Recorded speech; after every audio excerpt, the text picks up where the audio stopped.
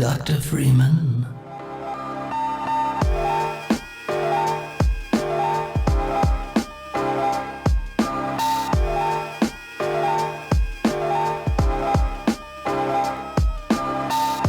What's going on, people? Welcome to 137 Works, and today we're having a look at this. This is the RX1200 12-bit sampler instrument from Inphonik. I just want to say first and foremost a quick thanks to William at Inphonik for providing me with a key for not only the RX1200 but also the RX950, which is a separate effects plugin that I'll do another video on at another stage. But essentially we're looking today at the RX1200. Now you might be wondering why I started this video off with this scene from the end of one of the most iconic games ever, Half-Life 2. Well, to my surprise, not only do these guys make amazing plugins, they've also got great taste in games, because when I read the user manual, it starts off with the phrase unforeseen consequences, and I went, that's that quote from Half-Life. And sure enough, the next line references exactly that. It's not a coincidence, it is actually directly a quote in reference to how things started in one place for them, and then it kind of ended up transpiring that they ended up making this plugin. And I think that while that's a great quote for them, time is a great quote for this plugin, for this sampler, for what it's based on, for the 1200 just as a concept. The reason that the plugin exists today is because it's still loved today because of how good it sounds as a result of its limitations when it comes to time. It's time stretching, its limitations, how long you can sample for, the way you have to manipulate time from the different RPMs to get the sound. Everything in this sampler,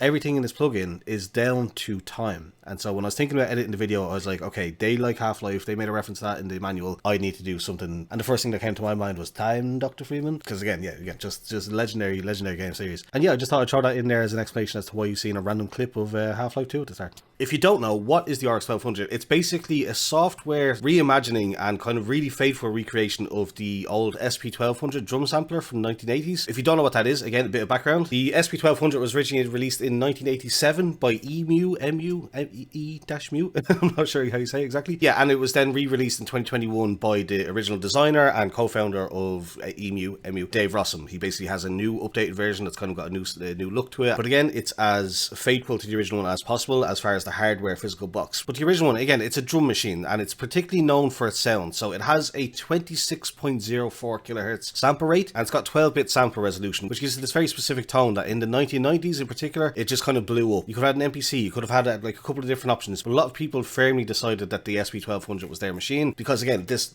tone that it gives, the sound. And obviously I'll do some demonstrations to show you exactly what I'm talking about here if you've never heard it. Yeah, basically the RX1200 is absolutely amazing because for €30, 29 euro technically actually, you get all of the features, essentially all the essential features that you would need, plus it removes some of the limitations of, at the time, what was a $3,000 hardware box. The new ones, the remaster ones, are $4,000, and then if you want to buy an original one used on, say, eBay or whatever online, they go for up to $7,000. So to get all of them features, and all you're missing really is just the, like, okay, fair enough, you don't have the physical hardware box, but to be able to get essentially all the same sounds and all the same features out of this thing for 29 euros is absolutely astonishing. And it just, again, it's an incredible piece of work. So yeah, I just thought I'd run through it essentially. So it came out last year. It's not a new plugin, it's just something that I've slept on essentially, that I just wasn't aware was a thing up until a couple of weeks back. I will give credit to Nervous Cooks, who did a video on it a couple of weeks back that let me know that it was a thing. So yeah, I kind of just, I totally slept on it, didn't know that was a thing. But then again, when I realized how faithful of a recreation of the SP1200 sound it gives, I had to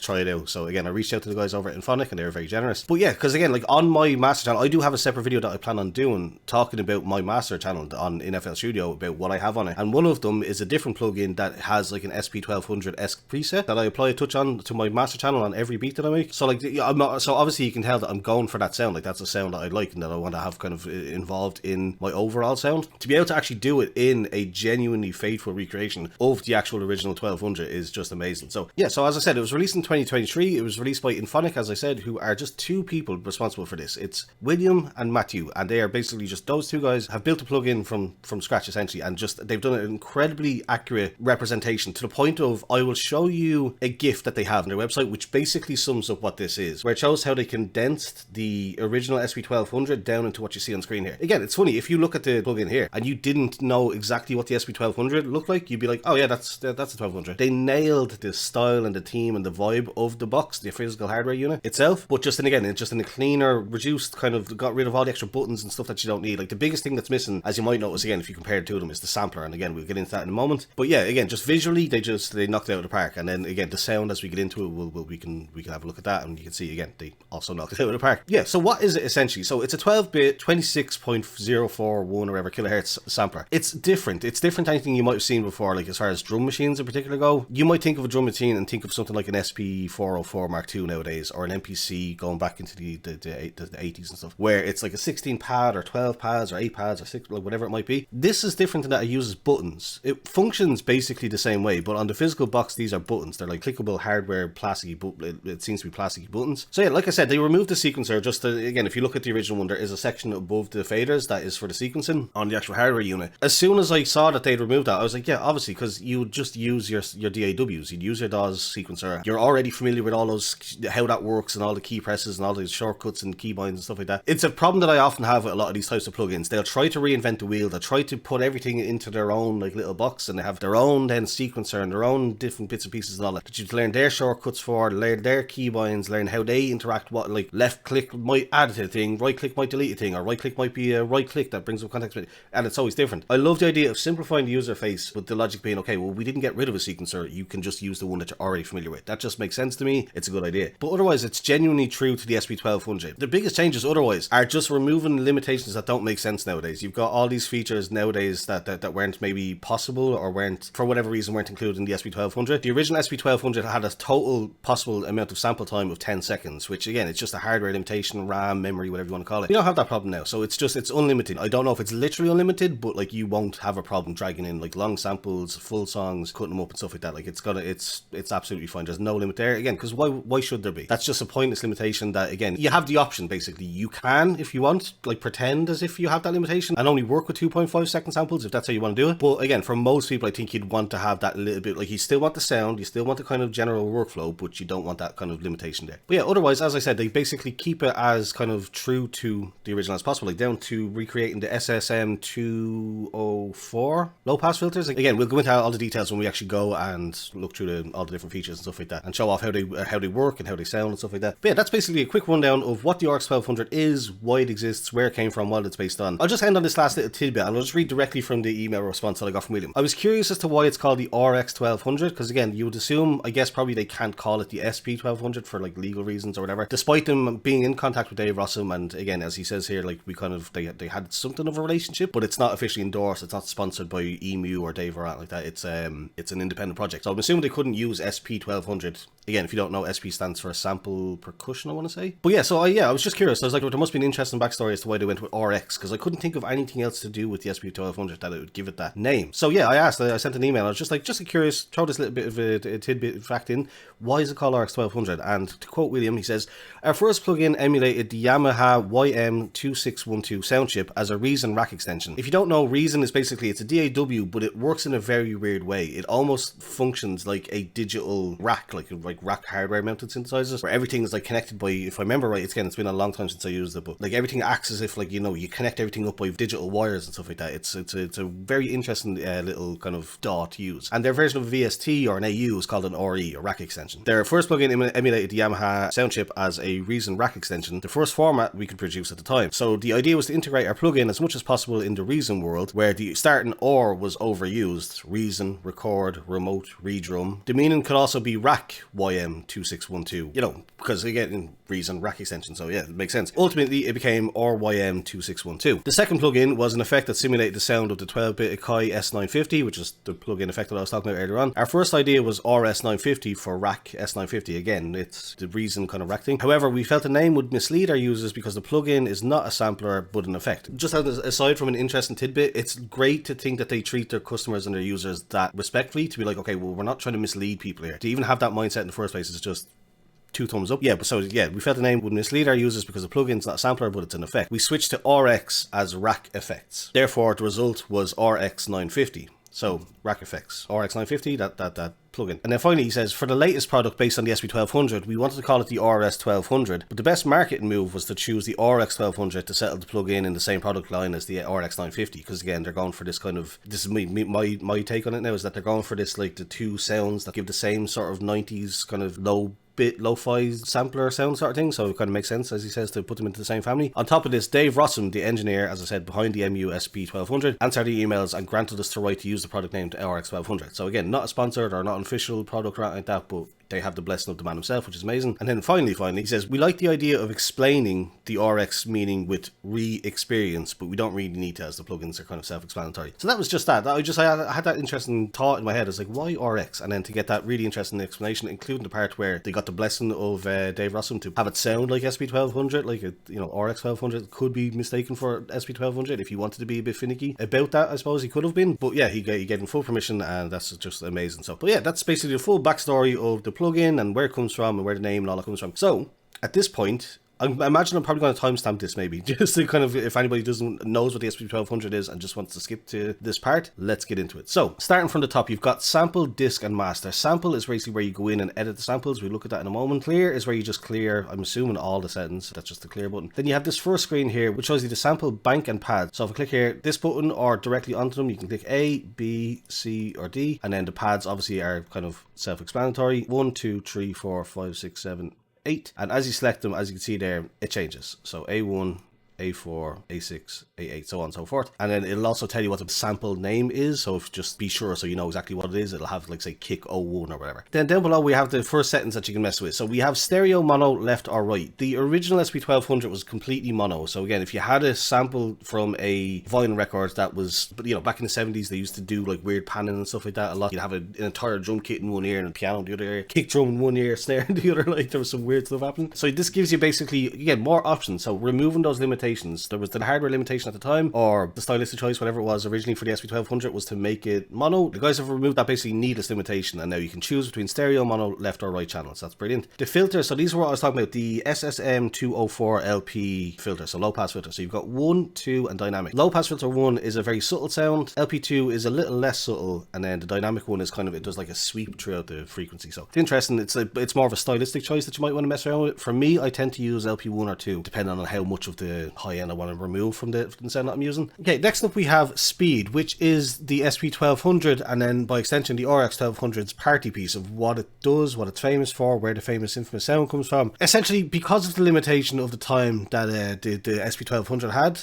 you could only record 2.5 seconds at a time. So the way that people found out to kind of increase that time, to get double the time essentially, was instead of recording in your samples at 33 RPM from your vinyl LP, you could record them in at 45 RPM and then slow them down. So you can get double the time because the record is playing faster, and then you slow it down so you get back to the pitch that you're originally looking for. But in doing that process, is it aliasing or anti-aliasing? Either way, the effect that comes as a result of the features of the filters and stuff like that, and the way that it handles samples being 12-bit and 24 kilohertz stuff, the sound that resulted from slowing it down gave it this iconic, gritty, glistening, shimmering, crunchy, warm, lovely, just amazing sound, basically, that everybody loved in the 90s, and, you know, still to this day, obviously, if you're into this lo-fi hip-hop thing. So that's basically what this function does. It allows you to pick either from half speed of whatever the tempo is, 33 RPM, 45 RPM, 1.5 speed, or twice the speed, or also just 78 RPM. So again, depending on how you want to do it, again, removing the limitations of only one or the other, you get all these different options for how you want to mess with the speed. Fine tune, again, if you use a sample that maybe was recorded slightly out of tune, or if it's fallen out of tune over time somehow, I don't know, maybe your record player isn't perfectly in tune or whatever, or you're using a sample from a record player that was out of tune or something like that, like, you have the option there to fine tune it. Gain gives it some lovely kind of, not distortion necessarily, but basically, yeah, you pumps up the volume and you get a lovely crunch and distortion, and not, again, I don't know if clipping necessarily is the right word, but again, it's another way of getting another great layer of sound basically into the sample. And then out, you have 1 to 8 outputs, and they will go to this section here for the polyphony, and that's essentially the easiest way to describe that, is that is how you will handle choke groups, essentially, for like choking a sample to cancel each other out, or like an open hi-hat and closed hi-hat. That's essentially how you do that. Next up is the disk section there, where you have the option to load in a load of templates and all that kind of stuff. It's basically a predefined set of sounds using the included sounds, pre-assigned to the pads with all the effects and settings and stuff like that already pre-adjusted to get you the different sounds basically that you might be going for. So again, you can click through them and they'll all just kind of load in randomly, and you'll get some different sounds and effects. So again, I won't do that now. I will just kind of like have them be cleared. But yeah, you've got all kind of different options there that you mess with, but that's just, again, I don't like using presets. I like to personally start from scratch. I like to have a new kick, a new snare, new hi-hats, new samples every single time. I don't like presets. Even if I might be using more or less the same sound every time, a preset won't always fit the sound that I'm using. So, you know, it makes more sense to me more often than not to just start with a completely blank slate. So that's basically that's how you do that. So then lastly, you have your master mix volume, which kind of speaks for itself. Up next, we have the tune, decay, and mix, and these options here can either be clicked as if it was the physical button on the box, or you can just select whichever one that you want. Tune, again, is how you go from +7 to -8. That is how you will detune. So again, combining with the speed, that's how you'll get the effect, basically. This general way of doing it would just be to set the speed to 45 RPM, as if, again, you'd sampled in at 45 RPM, bring it down to -5, and that will bring you back to your original sample tone, but give you that lovely sound. And again, obviously, I'll do a demonstration to end the video to show exactly how it works and what it sounds like, but we're just doing the walkthrough now at the moment. So yeah, they're your faders from 1 to 8 for each of the pads. Decay is basically just like how long does your sample play for. Now you can change that within the sample browser here that we'll get into in a bit, but that's basically what that is. Say for example you have a snare sound that has like you want the initial crack, but you don't need all the room or the reverb or anything else that happens. You can just drop it onto the pad and drag that down to the specific effect, the desired effect. Again, we can run through all these as I do the demonstration at the end. Mix, then, very simply, it's just a volume. It goes from 100% to minimum. It's never 0, because I believe, again, that's another way that they're keeping true to the original SP1200. Didn't actually bring it down to complete silence. When you brought the volume fader all the way down, it went to minimum, which was just very quiet, so it's good to see that. Another modern feature that they've added that wasn't on the original is that they have these stereo left and right pan and mix settings here that you can, obviously, again, if you know music, panning, it's going to come into your left speaker or your right speaker. Wasn't included on the original, but it makes sense to have it on the new one. And then lastly, we have our pads and banks. So A, B, C, and D. 1, 2, 3, 4, 5, 6, 7, 8. Again, they're buttons. You can either click on them, or if you have a MIDI controller, as one of the most recent update allowed you, if you select this option here, select pad by MIDI when the sequencer is stopped. So as long as it's not playing, every time that you hit a pad on your MIDI controller, say for example, I use a Akai LPD8 Mark II. Yeah, so every time I hit one of these physical pads, as you can see there, it hits and selects one of the pads within the plugin, and that's really helpful because again, it's just otherwise you'd have to be clicking around doing it manually. It's just a nice kind of quality of life update feature that they added in. And then yeah, again, as I said, you got A to D 1 to 8 for a total of 64 pads, and then there's the velocity response then, which is basically, again, if it's on a 0%, that's basically like the equivalent of an MPC's full levels. It's always going to be full hit, and then this is just a percentage of how much velocity sensitivity you want, essentially. Very cool, very good feature. There's just one thing as well that on the mixer that I forgot to touch on. It's just, again, something for the authenticity, is that when you make an adjustment for the tuning or whatever, you always have to hit the pad again. It won't update in real time as you're sliding up and down. Yeah, it just gives that little bit of authenticity that, again, it doesn't take away from the workflow too much. It's not some big drastic kind of hindrance to your workflow, but it keeps a little bit of authenticity to the SP1200. So good to see that there. And then that's everything for basically the front plate. That is essentially the simplified kind of modern version of the SP1200, the RX1200 here. The last thing that we'll do then is go into the sample edit here, and we'll basically just take in a drum break, show you how the sample editing works, and then just apply it to a pad, and we'll show off the sound, and that should be basically everything. So I have a little random break here that I'm going to drag in. As far as actually getting sounds in, then there's multiple different ways to skin that cat. So basically the simplest way is that you can just drag something from either a folder on your desktop somewhere in one of your random folders on one of your drives or whatever, or from your DAW you can drag and drop it straight in from here. For example, you can either drop it straight onto the pad here from 1 to 8, or you can go into edit and drop it onto one of these. It doesn't really make a difference. It all works the same. So for context, I will drop this drum break here onto pad 1, and now you can hear when I click on the pad, or when I hit my MIDI controller over here, it's there, it's good to go. Click the edit button then, so now you see what we have as far as the kind of sample edit page. You can see there that it shows up now. This pad is lit up in blue, and the same thing, I can click it here, or I can hit it on the MIDI pad again, and again it does the same thing. So this is one of the most amazing kind of modern additions that the RX1200 adds to the SP1200 workflow, where you can actually go in and you've got a visual kind of sample editor visualizer here that shows you the sample, and you have the start and end. Instead of, again, you know, you could always do, on the original one it was buttons and you were using the faders to select the start and end and all that kind of stuff. It was very finicky and it was on this one little tiny screen. To be able to do it manually either from this section here, or to be able to just drag and drop the start and end points, is just so much handier, so much better in my opinion. Yeah, so now that we've got the sample in, I'll just basically go and show you throughout the sample edit page. So you've got from the top here, you've got favorites, collections, and places. Collections essentially is the built-in sounds. There's over 900 as far as I know built in so far, and they plan to add more in the future. So you've got factory collection, you've got kicks, snares, hi-hats, toms, so on and so forth, as you can see there, and then ambient, which is just, again, the same idea but just different style, different sounds, different bits and bobs that you can mess with. Then places is just another way to find your sounds. If you know that you've got something on your C drive in a sounds folder or something like that, you can navigate there. You can also add things to your favorites. So for example, I've got my FL Studio packs folder here, and the way to do that is just to select a folder. Once you pick something, press the favorite button, and then it's in your favorites there. But then again, yeah, you see that they show up over here on the right, so You got a couple of sounds there. They automatically play as long as autoplay is selected. You can choose the volume at which they play back, which is very handy because again, like depending, like one could release theirs all completely compressed and volumes maxed out to the max and tear the ears off you, whereas someone like might like a quieter sound where you can barely make it out. So it's good to have that option there. And then again, if it's a long sample, you can press play and kind of listen through it and stuff like that, so that's good. Down here then in the middle you have your menu where you have the options to mess with the actual samples. I'll get to them in a second, but you have the sample pad that it's on. You have the file name for the sample, so again you can make sure you know which one it is. Start and end, the manual adjustment there. The fade in and fade out, again that's the same as the start and end. It's just how much of it that you want. You can do it there, or you can do it in the actual kind of sample window here. The loop mode basically has one playthrough. It has constant loop, so always looping.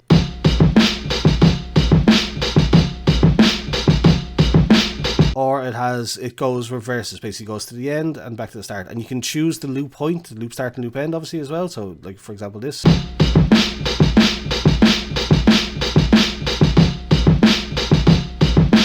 Yeah, so just different ways to mess with the loop in there. Most times you'll be using it on just a single playthrough to get the sound to trigger whenever you play it, but that's the option that you have there. And then as I said, yeah, so you've got the menu here. So normalize, it's just going to normalize the sound. That's just, again, it's a musical term for making everything roughly equal volume, because again, you could bring in a sound that's incredibly quiet off a vinyl record that's just a very quiet sound and you want it to be kind of louder. You have that button there. Truncate is basically just, if I only want the snare, for example, let's just say I only want the snare, and let's just say that this is the sound that I want. I want the snare with this little bit of cut off towards the end.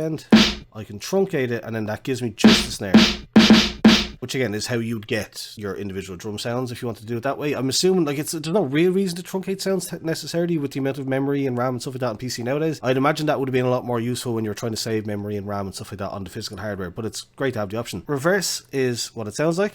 And then revert sample is, since we've done that truncate and we've done the filters and stuff like that, we can now just revert the sample back to exactly as it was when we drug it in the first time. It stores that in memory, and now we have the drum break back again. And then clear pad, as simple as it sounds, the pad is gone, the sample is gone, the pad is cleared. And lastly then we have the option to copy and paste pads over to each other, or just the settings. So for example, with this one here, pad A, I'm going to copy and duplicate it. Well, I'm just going to duplicate it. You don't need to copy and paste, it just duplicates it. So to bank A, pad 2, so now it's over. So that's pad 2 now that we have selected. So if I want to just have it be from just the snare, so now if we do this,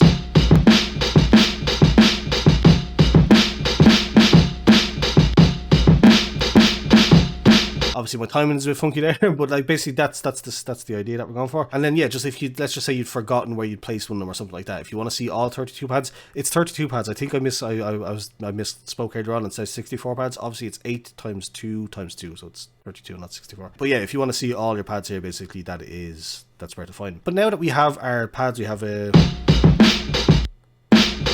these two, we can go back out now and I can actually demonstrate finally how to actually get the SP1200 sound. This is where the RX1200 makes it super easy. You don't have to mess with the settings on your turntable and get the exact cuts and stuff like that. You can just very simply on pad 1 set the setting to 45 RPM, and pad 2 do the same. What you're going to hear is when I play them through, they're going to sound sped up. They're going to sound like a drum and bass beat because essentially they are double timed, they're sped up, and they're slightly higher pitched. Again, it's simulating the idea that we've recorded at 45 RPM basically. So you get this. And to get the famous sound, it's very simple. Just on each pad, you bring it down to -5, which in this case will bring you back to the original tone that you're at. Obviously, if it's a sample and you want to mess with the tone, you can do that. That'll give you a different, obviously, maybe you want it to be at -3 instead of that effect. It's just person preference. But yeah, basically,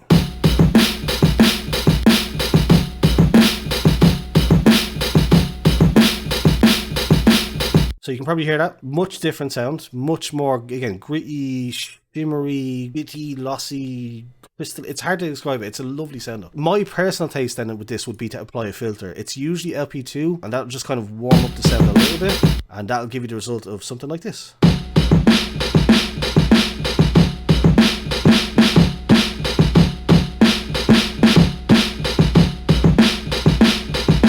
There you go, you got that, like, so you've still got all that shimmer and all that crush and all that lovely kind of character to it, but it rolls off the harshness just a little bit, which is my preferred type of sound.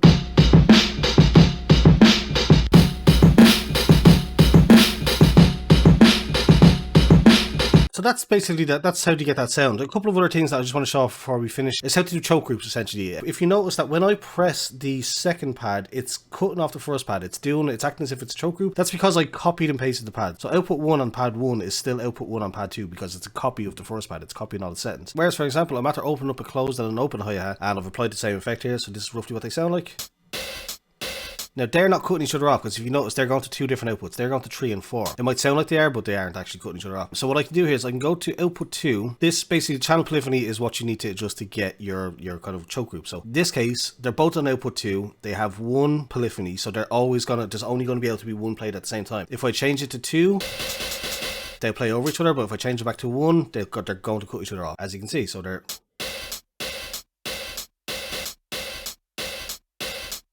So now they're cutting each other off. Again, there can only be just 1 polyphony on channel. There can only be 1 thing playing at a time. Therefore, it is basically, that's how that works. They're cutting each other off. And then lastly, you've got MIDI keyboard layout, and that's octave or linear. I prefer linear just because of the way that I have this LPD pad banked out. But as you can see, it goes from, if it's an octave, it goes from 1 to 8 on bank A, from C1, so on. And then linear is they go straight. It just carries straight on. So again, the way this LPD pad is laid out, it'll be personal preference essentially with how you want to do that. Yeah, I think that's about everything. The only thing that I can think of is a demonstration of the decay feature, which is basically a simple way of getting just, like, let's say for example, if I wanted just the snare and I didn't have options to like do all this kind of stuff in the sample edit,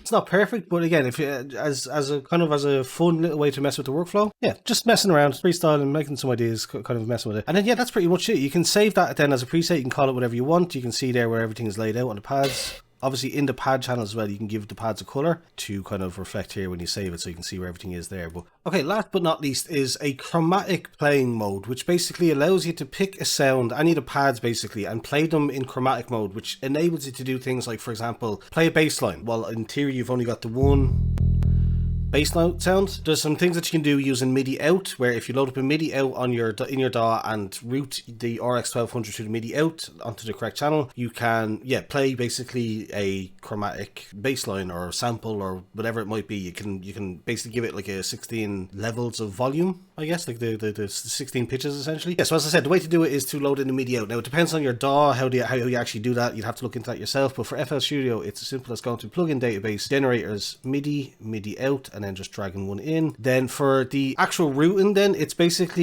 explained in an image that I'm going to put up on the screen here now, which is basically they assign the pads to a MIDI out channel. So for example, with the way that I have it set up, a pad B1 here for the bass line, it needs to be channel 4, port 5, and if we go into the settings here, the extended settings in FL Studio, it'd be input port 5 that you want to be inputting from the MIDI out. So if you select the MIDI out now and you go to the right part of your kind of the MIDI note range, you have this range of 16 notes to pick from. So you have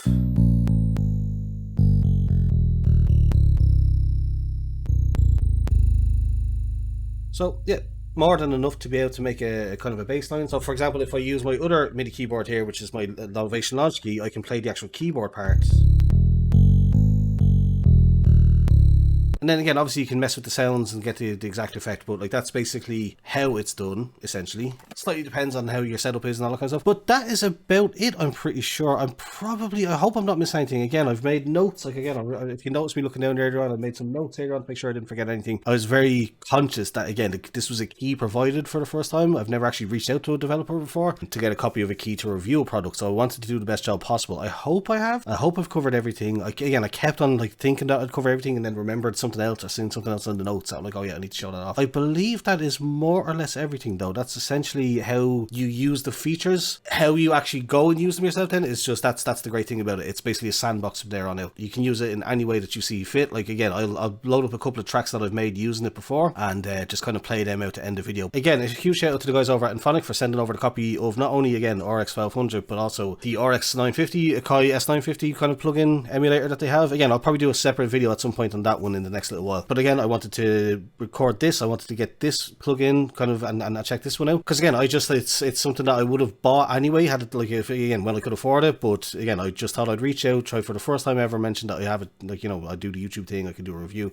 and for what it's worth, not paid, not sponsored. They didn't request that I do a video review. They haven't said anything about like what I can and can't say or anything like that. They've been very, very sound. They didn't even ask me to leave a link in the description to like, they literally just, no questions asked. Within 25 minutes of me sending off the message on the contact form, I just basically explained I have a small tiny YouTube channel. The videos don't get a load of views, but I'd love to cover the plugin in the video. And again, within 25 minutes at like 6 p.m. on a weekday night last week, they sent it over. Just straight up sent over the codes, then followed by a personal message thanking me for reaching out.